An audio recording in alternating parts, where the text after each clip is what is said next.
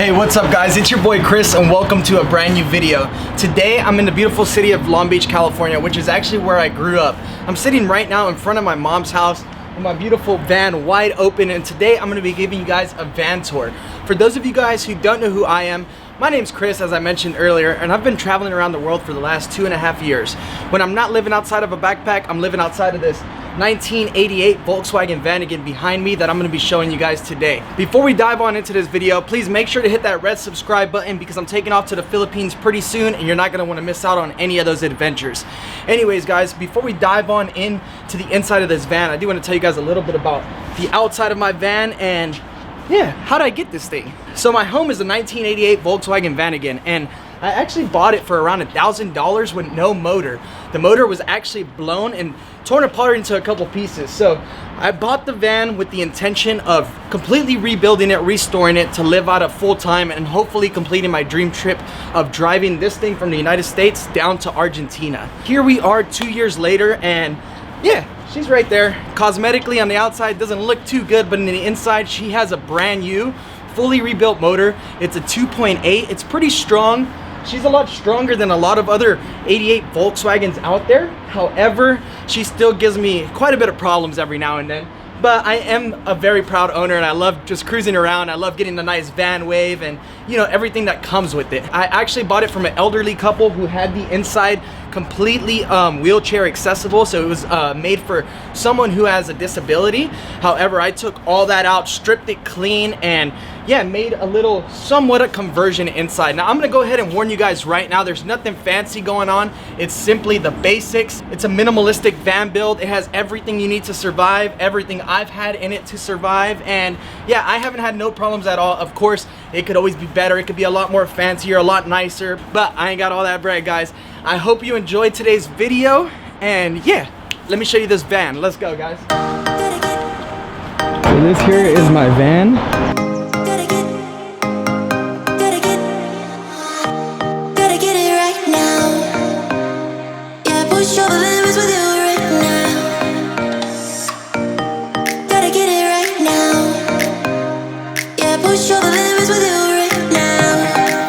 This here is my baby. I'm so in love with this thing. The first part of the van I do want to show you guys is the cockpit. Now, one of the reasons why I love this van so much and I chose the VANAGON was because of the way it's built. The tires are actually right under you as you're driving, so it feels like you're driving a school bus, not like any of those old like Ford construction vans, which are super nice and super sweet to build out. This thing feels super sweet, sturdy, and I just like it. I like how it sits up high. Originally, this van is built with a lot of open space, so there's not this big center console here in the middle. However, I did purchase that center console on Amazon for about 80 bucks to put it there because I do love my cup holders, especially because I make long sends. I'm always driving, doing crazy stuff like that. So I really enjoyed that nice little touch to the van. I think that $80 makes a big difference. I don't really use the inside. It's just a bunch of random stuff. But yeah, really nice. I recommend that, although the lid is very cheap. As you can tell, it broke off pretty fast. Other than that, yeah, I think that's pretty simple. I think it's time to move on into the back here. So this is my living space inside of the van. As you guys can tell, I have a nice little blanket that I bought in Morocco, my 3 bins down there, and a little plastic shelf that I bought at Target, a nice fridge that I bought in Amazon that's actually connected to a different auxiliary battery, which is actually underneath my passenger seat. That's pretty cool. This is a nice Tupperware bin where I store all of my food, well, like the food that doesn't go bad. And then there is my dirty ass stove. It's very basic. I actually built the bed using a couple 2x4s that I found behind some grocery stores, and all of the wood that you see along sides of the paneling there, that was actually found behind grocery stores as well. So yeah, I didn't really spend much money putting this thing together, although I did buy the screws and the drill, which is kind of important to have when you're putting things together. I actually just installed these 3 buckets as well. I got these from behind the grocery store as well. Honestly, if you guys are looking for materials for your build, go hit up any grocery store, or like I specifically got these at a Ross, so outside of like a clothing store, big department store. Just go behind all of those establishments. You're gonna find lots of stuff that you can use for your build. It's not only gonna save your pocket, but it's also good for the environment. It's sustainable. go around, and yeah, somebody else's trash can be your treasure. So definitely keep that in mind. And then right here I have a queen size memory foam mattress, which honestly, in my opinion, was one of the best investments I bought while living inside of the van. One thing you do want to consider when buying a van is how you're going to be sleeping and how comfortable it is going to be, because literally how you sleep is going to make or break your van life experience. So yeah, spending $300 on this little mattress was definitely worth it.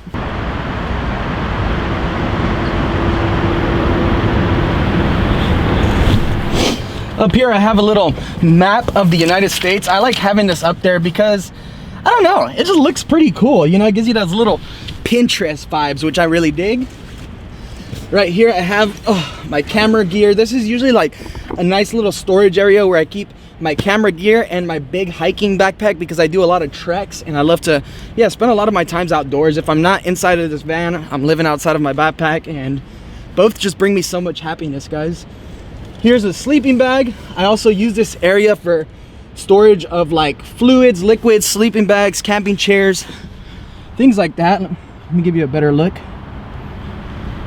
Just a little empty space. And of course, you can't have a van without Christmas lights hanging up there. That just simply wouldn't be right, you know what I'm saying? Let's see what's inside my drawers. Yeah, this is where I keep like a mixture of hygiene and cooking utensils, some pots, pans, and yeah, some stuff that doesn't go bad, because you never know when you're gonna need to eat some of that stuff that just doesn't go bad, you know what I'm saying? Oops. Let's see what's inside these boxes. Oh, just a bunch of mess. That's how I'm living, guys. This is the raw, real, no Pinterest shit going on right here. You see a lot of people showing you their beautiful vans, all nicely clean. The truth to van life is you're always gonna try and have this thing clean. It's just never gonna be clean. It's always gonna be dirty. You're always gonna have shit everywhere. It's such a small space. Yeah, it's just such a small space. It's gonna get dirty. Okay, so I did mention that I put a brand new engine in here, so why don't we hop back over to the back of the van so I can show you guys that. So this van actually doesn't have an engine in the front. The engine is actually located in this back compartment here. So let's go ahead and undo these hard pain in the ass.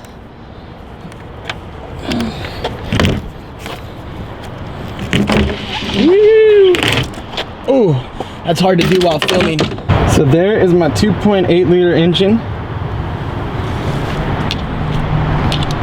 Very strong, a lot stronger than the original stock motor. However, it did cost me a pretty penny. That engine rebuild cost me $3 grand, and of course we're only talking about the block, not all of the accessories that went on around the thing. So very pricey. All right, let's move on over to the front of the van here. Let me see if I can get this thing open. We're gonna move on over. I got a little bit of a sticky door, so it tends to be a pain in the butt, but I want to show you guys. Let's put this camera right there and hopefully you guys can see me all right. It's a little lopsided, but should work. I want to show you guys my auxiliary battery that actually runs my fridge and my inverter, which charges my laptop and my camera gear. I installed this because when you're living out of a van, one thing you definitely want to have is power and electricity, so you can charge your equipment and anything else you might need. All right, guys. So this before was empty.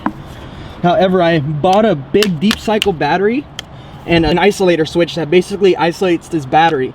So when the car's not running, I flip it over to red, and it basically just runs my fridge and my accessories off this battery alone. When my car is running, I switch it over to green so that it can charge off of the other battery that's under that seat. Pretty cool. This whole installation cost me probably about 300 bucks because the battery alone is very, very expensive. However, the isolator switch and the cables were only about $30 on Amazon. Definitely worth it, and I highly recommend that you invest in getting yourself an auxiliary battery or just some other way of powering some form of electricity in your vehicle. Shit, well guys, I don't know what else I could possibly show you guys in my van.